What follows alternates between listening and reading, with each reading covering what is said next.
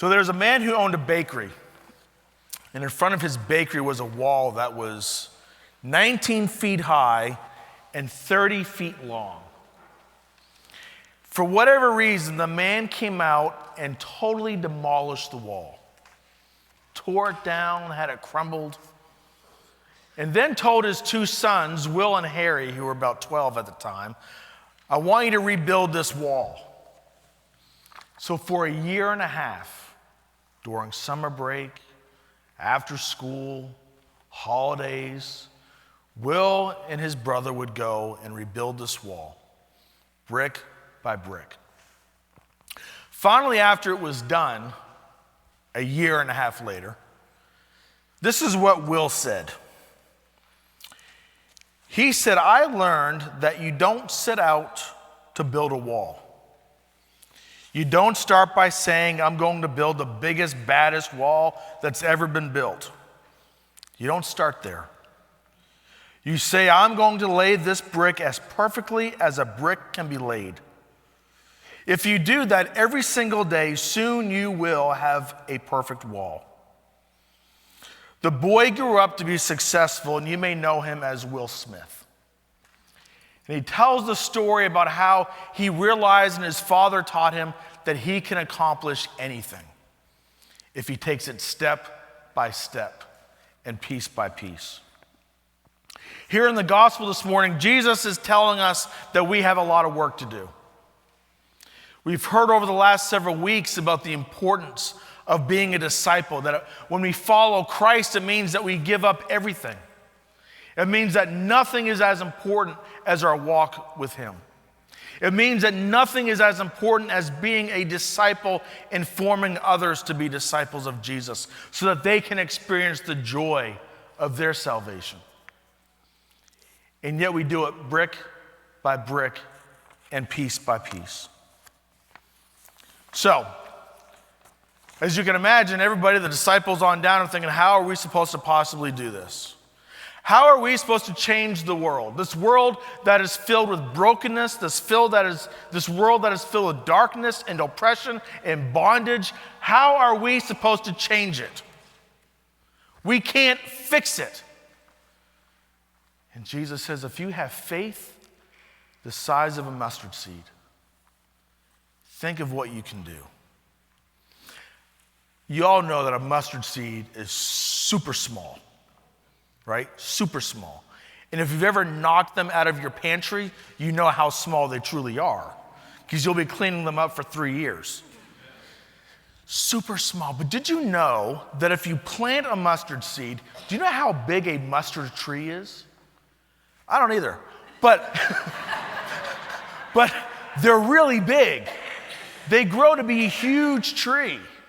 A tree where birds can go and rest, a place that provides shade, a place that provides support, a place that gives shelter, all from a small mustard seed. We are not called to change the world alone, but we are called to place our brick intentionally and perfectly and to walk with God step by step. You know, we have a lot of phrases in the Episcopal Church, right? And one of the phrases that we hear, we overuse it, is this thing called your spiritual journey. It requires movement and action. Otherwise, we are kind of camping out. And in our faith and in our love of Jesus, we are not called to camp out. We are called to move. Think of when Christ called the disciples. He didn't go to the disciples and say, hey, just stay where you're at. Hey, Andrew, just keep doing what you're doing. He said, stop what you're doing and follow me. It requires movement. Now listen, this thing is not about doing it all perfectly. It's about doing it with all our heart, with all of our soul, with all of our mind, to follow Jesus with everything that we have. See, the world depends on it. The world depends on us to make the difference because we have the answer. We have the answer. See, the world wants to tell you that this thing of church, well, it just doesn't matter anymore, and that this thing of God is something that's made up. But God is real, and his Son who came down incarnate as God to us in the flesh was real. His purpose was real. His arrest was real. His crucifixion was real. His burial was real. And more importantly, his resurrection was real. Don't let some Episcopal priest tell you that Jesus was not resurrected in body, because he was.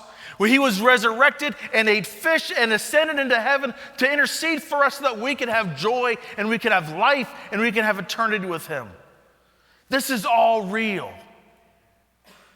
This is what God has done for us. Well, how does this play into All Saints? Well, I'm going to tell you. It was about 10 years ago. I was thinking when Brandon was reading, I think he was probably 6 when we started to come to church here. Hi, my name's Brandon.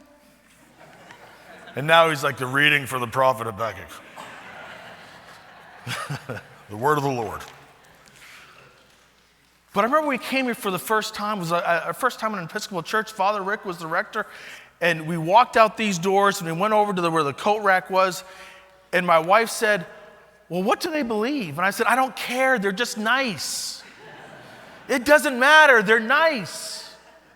And little did I know that standing there, that 10 years later, I'd be a priest. And I would have told you there is no possible way 10 years ago. In fact, I probably would have used other words to tell you that there's no possible way I'm going to be a priest. And yet here we are. This church means a lot to us. This is where the boys were baptized, where they were confirmed, where Aaron and I were confirmed. This is where my dad's funeral was. We've had so much joy here and sorrow, and we've cried together, and we've laughed together, and we've yelled at each other together.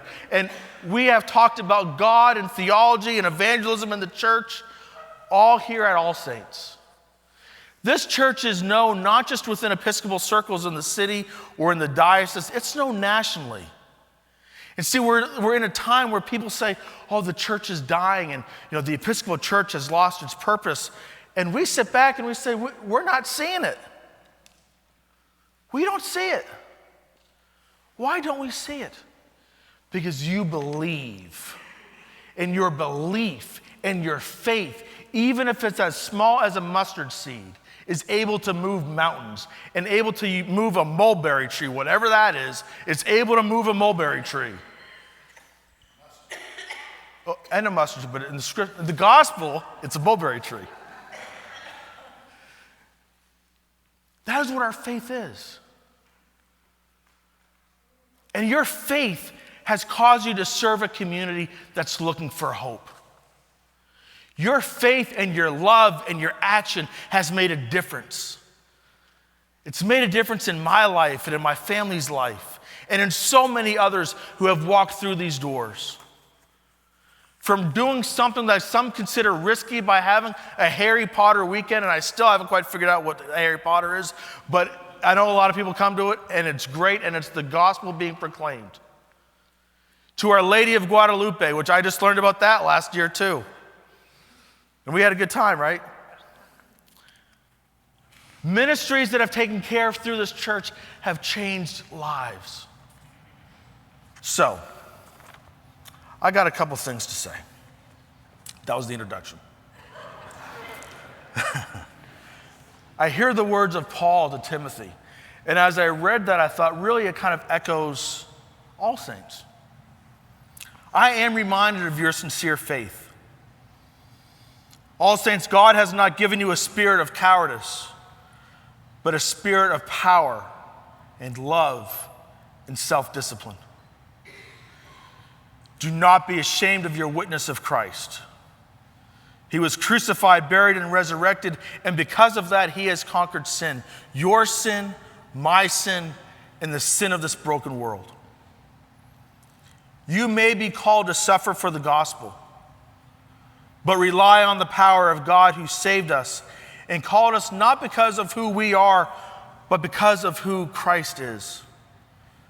You are called to his purpose and saved by his grace. Christ has abolished death and brought life and immortality through the gospel. And this is your message. This is your story. This is your banner to proclaim to the world.